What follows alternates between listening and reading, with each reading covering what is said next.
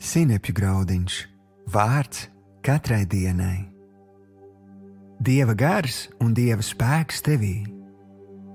Šodienas rakstu vieta.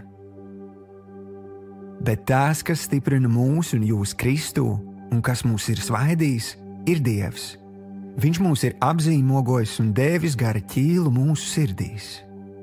2. Korintiešiem 1. nodaļa, 21. un 22. pants.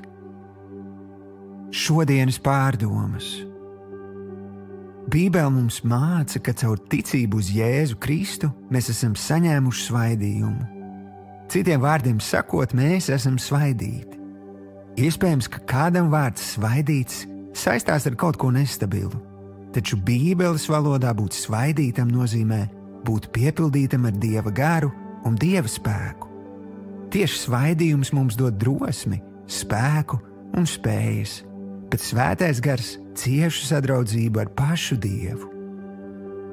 Kad nākamreiz sāksi prātot, vai spēsi tikt galā ar jaunu izaicinājumu, apzinies, ka tu esi piepildīts ar Dieva garu un Dieva spēku. Atļauj svētajam garam uzjundīt tavu ticību un kvalificēt tevi panākumiem. Koncentrējies uz viņa patiesību, ka tu visu spēj viņa spēkā. Šodienas lūkšana. Tēvs, paldies, ka tavs spēks un tavs gars padara mani spējīgu paveikt visu, ko tu esi ielicis manā sirdī. Patiesi, es esmu visuma radītāja apgādāts un pilnvarots. Es spēju pārvarēt jebkuru šķērsli un dzīvot izdevušos dzīvi.